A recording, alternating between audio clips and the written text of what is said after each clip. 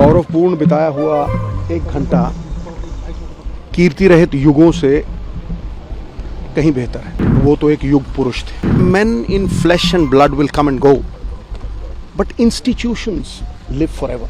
उन्हें डिफाइन करना हो ना एक लाइन में, the Pioneer of economic transformation.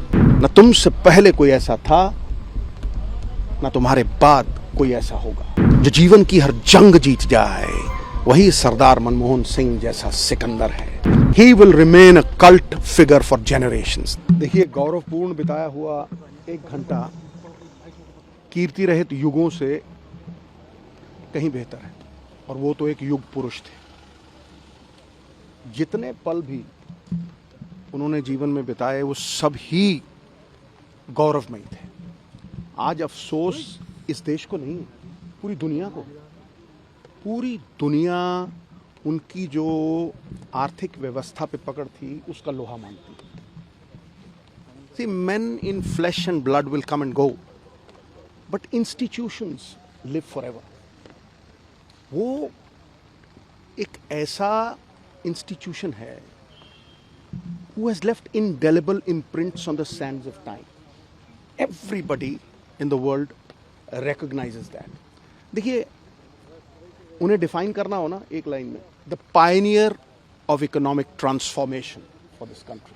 He was the Pioneer. और अगर मैं कहूँ कि पहली बार हिंदुस्तान की इकोनॉमी को खोलना, एफडीआई यानी, फिर चाहे वो ग्लोबलाइजेशन हो, प्राइवेटाइजेशन हो, लिबरलाइजेशन हो, पिलर्स ऑफ स्ट्रेंथ, बाकमाल था। और ये नहीं, आप ये देखिए कि जो गरीब लोगों के दिलों का साम्राज्य है ना, उसके वो अजीमो शान शहंशाह, उसका कारण है। उसका कारण ये है कि जो दिहाड़ीदार, पल्लेदार, बिलो पॉवर्टी लाइन, बीपीएल लोग, 60-70% हिंदुस्तान की पॉपुलेशन जिन्हें रोटी खाने के लाले हैं, उनके लिए जो मनरेगा का लाना, डेली वेजेस का लाना, 3 rights, right to food, right to education, और सबसे बड़ी बात है, पॉलिटिक्स में अकाउंटेबिलिटी और ट्रांसपेरेंसी 2 चीज़ें होती हैं। सबसे बड़ी बात है अकाउंटेबिलिटी, आरटीआई एक्ट लेके आना। चाहे वो धूमिल हो जाए ना हो, वो बात अलग है, लेकिन उसे इस तरह से पेश करना कि हर सरकार जवाबदेही हो।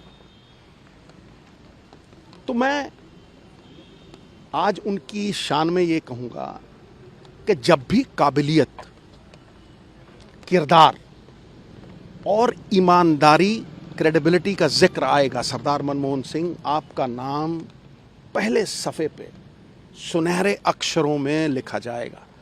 न तुमसे पहले कोई ऐसा था, न तुम्हारे बाद कोई ऐसा होगा। ही वॉज, जिसे कहते हैं ना कि आज के युग में सबसे बड़ी बात है विश्वसनीयता। वो विश्वास इसलिए नहीं है क्योंकि the image of the ugly politician has not been erased. वो एक ऐसा आदमी था, मुझे आज भी याद है खुशवंत सिंह साहब की वो कहानी। उन्होंने कहा कि मैंने 3-4 लाख उन्हें इलेक्शन फंड में दिए। तो जब इलेक्शन ख़त्म हो गया, दरवाजे पे दस्तक हुई, वो खड़े थे और उन्होंने कहा, यार ये तुमने 3 लाख दिए थे, इसमें से 2.5 लाख बच गया, मैं तुम्हें वापस देने आया। मिसाल है कोई ऐसी दुनिया में? कोई मिसाल नहीं। और ये जो बातें मैं कह रहा हूँ, ये इसलिए कह रहा हूँ कि चाहे उनकी रिकग्निशन की बात करें, देखिए मणि जो है ना, अगर मिट्टी में हो ना, धूमिल हो जाती है, उसकी चमक नहीं बढ़ती। लेकिन उस मणि को अगर आप सोने में जड़ दो ना, तो उसकी चकाचौंध जो है वो पूरी दुनिया में फैलती है। और आज देखिए, फूलों की खुशबू हवा के विपरीत नहीं जाती, लेकिन मानवीय गुणों की खुशबू चारों दिशाओं में, 10 दिशाओं में आज फैली हुई है ना। उस मणि को सोने में जड़ना, चाहे वो आरबीआई गवर्नर गिराजी, उसके बाद नरसिम्हा राव जी फाइनेंस मिनिस्टर, उसके बाद 2 बार प्रधानमंत्री। Talent is nothing without opportunity, वो भी बहुत बड़ी बात है। The Ben of Indian society is कि मेरिट ऑनर नहीं होती, लेकिन यहाँ पे वो मेरिट ऑनर हुई, और वो मेरिट आम लोगों, साधारण लोगों तक गली मोहल्लों में फ़ायदा बन के पहुँची। मनरेगा, मतलब मैं हजार चीज़ें गिनवा सकता हूँ। 72,000 crore, the only prime minister 72,000 crore रुपया फार्मर्स का लोन वेव ऑफ किया। सो जहां हर सर झुक जाए वही मंदिर है, जहां हर नदी समा जाए वही समंदर है। जीवन की इस कर्म भूमि में युद्ध बहुत है। जो जीवन की हर जंग जीत जाए वही सरदार मनमोहन सिंह जैसा सिकंदर है।